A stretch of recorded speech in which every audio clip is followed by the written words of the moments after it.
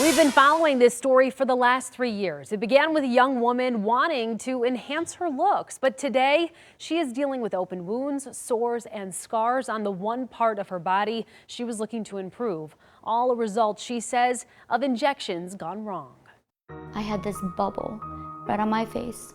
It started spreading. For this 28-year-old, it was her worst fear starting to materialize. I had these open, oozing wounds, sores in my skin. I even hated looking in the mirror. Biggest one is right on this cheek, is exactly where it leaked out. But to understand what was leaking out, we take you back nearly 3 years ago to when we first introduced you to Sue, who came to us suffering from some adverse reactions from lip and face fillers she says she did at European Tanning and Hair Design in Dearborn Heights. My lips don't feel right. They feel a little bit thick. Sue says she responded to an advertisement for Juvederm, a temporary facial filler widely used and FDA approved, but soon began to feel some swelling and stinging. A later MRI would show something foreign and more permanent was in her face. Doctors telling her they believe that foreign substance is silicone, not FDA approved for cosmetic purposes and often fraudulently sold online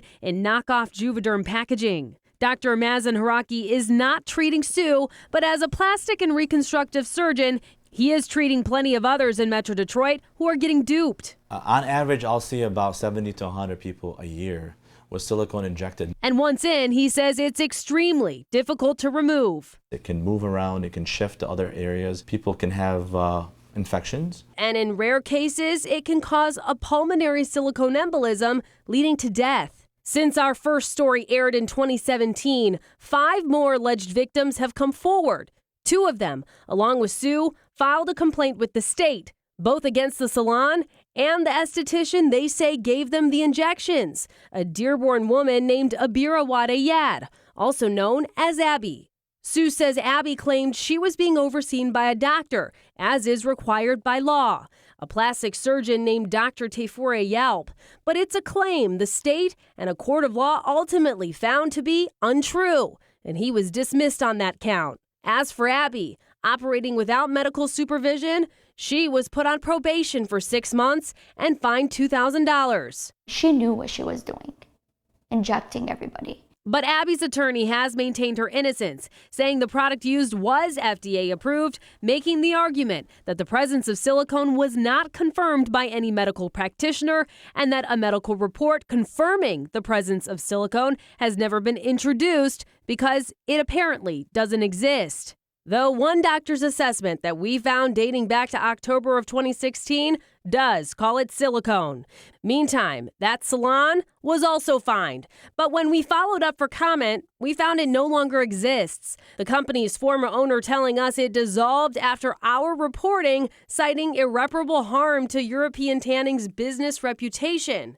Today, it still denies any wrongdoing, shifting the blame entirely to the esthetician it says was an independent contractor who leased space.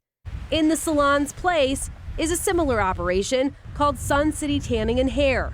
On paper, the two have different owners, and when asked, we were told there was no connection. As for Sue, my next surgery is going to cost me another $4,000. She's got mounting costs and a second surgery already planned later this month to help repair damaged skin. And I'm still suffering. I'm not done. It's not over for me yet. Now, in addition to the state investigation, the alleged victims did file a civil suit. Like the state investigation, the doctor was found not to be overseeing the esthetician. He's been dismissed. The salon may be off the hook financially as it has no insurance. Whatever happens, the complainants have vowed to pursue criminal charges as well. We have full statements from the attorneys for the salon and the esthetician over on our website, WXYZ.com. I'm Amira David, 7 Action News.